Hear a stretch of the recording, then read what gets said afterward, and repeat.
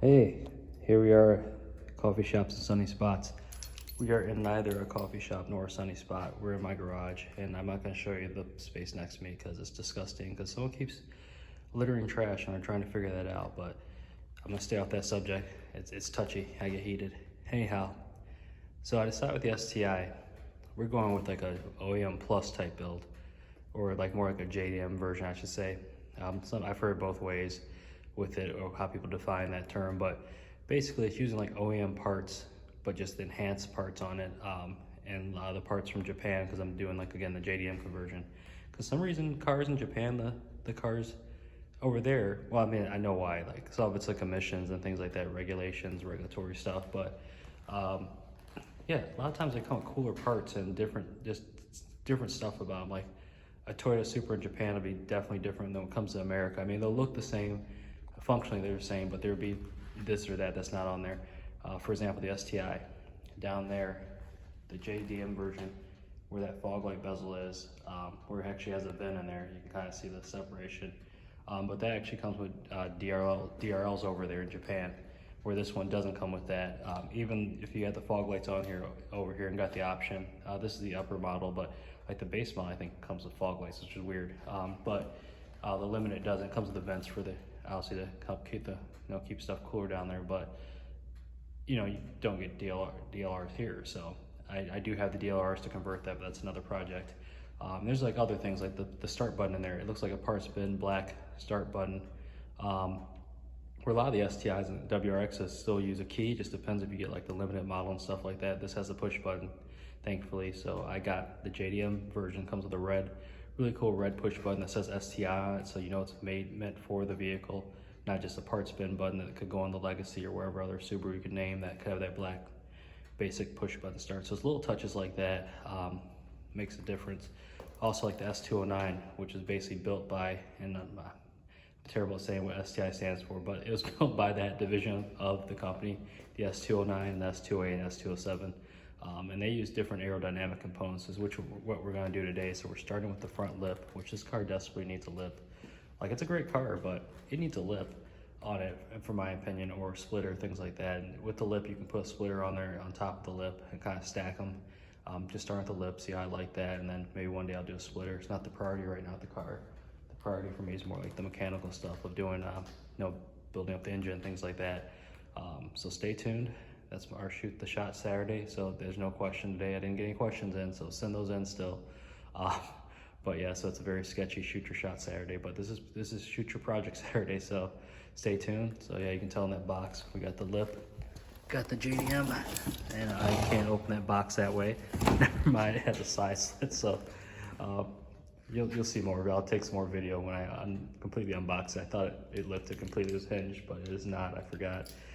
So stay tuned. But other than that, the ceramic coating, it's a little dusty right now because I took it outside after it sat curing in here. Plus we had gloomy weather and rain and stuff, so I was letting it make sure it fully cured because it's not super hot in this garage now.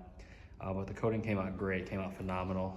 And I'll roll some video clip of that with this, but some random noises in the garage from above the parking lot.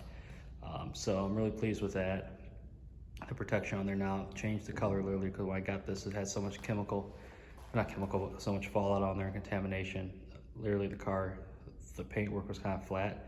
It looked more like a dark charcoal gray versus like dark metallic asphalt, what this is called. So this looks more like an asphalt. If I had to put, what an asphalt color looked like, this is closer. So I've imagined something dark gray or black. So again, once I did that, and you can't tell because the lighting's kind of sketchy in here now. It's again a little dusty. But yeah, no, it's awesome. So I'm really happy I did that. Took time to clay bar it, now get the contamination out. Then obviously 2-stage paint correction I ended up doing. Some spots I only had to do 1 stage, but some spots I did 2. Yeah, so stay tuned. We will get back to you in a little bit. Sorry, it's so dark in here, but I do have a light over there I guess I could turn on, but it's supposed to be 2 people doing this, they say. They recommend. Well, we got jack and jack stands, so we'll see how this goes. All right, project is done. I got the rear spats on. And you're not gonna be able to see that. No, oh, there they are. Yep, those are on. Then we walk around the front. Got the JDM front lip on. And so yeah, all that's left to do is button everything up. And when I mean button, I guess lower the car back, not button up. Everything is buttoned up underneath and tightened down properly, so we're good there. Lessons learned here: just because you think you won't need all your tools, bring your tools with you. I mean, I'm in an apartment, so I can't have like a tool chest, you know, in the garage with me like my dad had at his house, you know, and growing up too. But you know, just in the regular garage, you know, with everything there. But so I have a tool bag with most of the things I need in it that gets me through, and then I have a larger tool chest in the apartment with other specialty tools and bigger wrenches and wherever, you know, that I just get for project specific stuff. But yeah, it looks good. I'm going to actually, after I'm done doing this and getting the car lowered back down, I'm gonna go ahead and you know, get some my chemical guys. I think I have the natural shine or the natural tire one. One of the two I'll use on there to just give a little bit more depth. I went with that, just again, it's supposed to be like the JDM OEM Plus thing I'm going for vibe. So that's why I didn't do a carbon fiber. You know, maybe down the road I'll switch to carbon fiber. But for now, I think I like the matte. You know, carbon fiber is one of those things where it's not, I'm not saying it's overplayed, but everybody goes to carbon fiber. And once you do that, you kind of commit to carbon fiber. And that's the downside, is once you commit to carbon fiber, it gets expensive. And I'm more of an engine guy, more than a body kit type guy. So I'd rather dump, you know, instead of buying some thousands of dollars in carbon accessories, I'd rather take several thousand and put into like the motor. So stuff like that. So that's more my vibe. But yeah, no, I think it looks good. Like, so once it's cleaned up, it'll look better, obviously. And then once I wipe the car back down with the dust on there, some waterless wash or whatever. It rained too when I took it out the other day. But like I said, the ceramic coating did what it was supposed to do. Like, that dust is just sitting on top of it, because some of it straight up blew off when I took it out. I was driving it and got it back in. It's like, it's gone. But this garage, just because of how it's designed and all the cars and stuff, you know, it's inherent that stuff's gonna get dusty just from people driving back and forth. So that's one reason to protect the car. Another reason, I should say, to protect the car. But yeah, really pleased. The next project's actually, after we get the E-check done, so Ohio, we have that emissions testing. It's not like California or anything like that, where it's super stringent, but they do it every odd year. You know, if you're even year car, you're going even years, odd year car, odd years.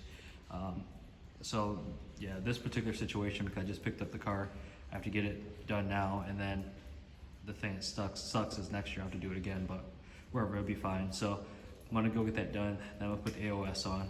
The reason I did not do it, because I changed the spark plugs out, and I didn't like I won't say properly, but I didn't know. So I didn't, like with resetting the ECU and how long it takes to relearn, I didn't drive it right away after I reset the spark, or redid the spark plugs. So basically I just hooked the battery back up and everything, let it run to make sure I did everything properly.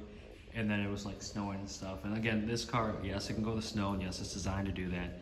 And so I get everybody's have fun in it, but this is for me like a toy, basically. It's not my daily driver.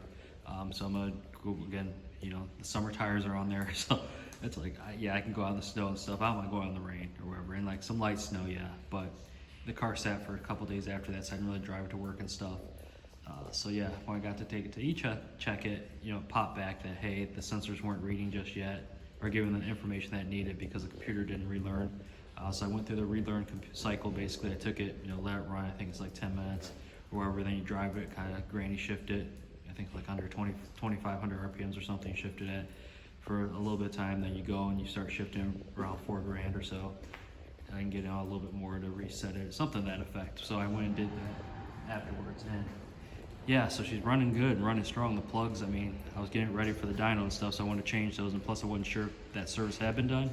So it's a peace of mind. I'd rather do it myself, and just so I know it's done and the right plugs in there, no one cheaped out or anything. So that's why I want to do the AOS, because again, I have to disconnect the battery for that. I was going to do it this weekend, but now, again, I'm going to go ahead and do it next weekend, get it E-checked this week when they open back up, and then yeah, so that's it. So stay tuned, more to come. All right, I'll talk to you later. Like and subscribe, and leave me some comments and questions for Shoot Your Shot Saturday, so I can you know, talk about stuff.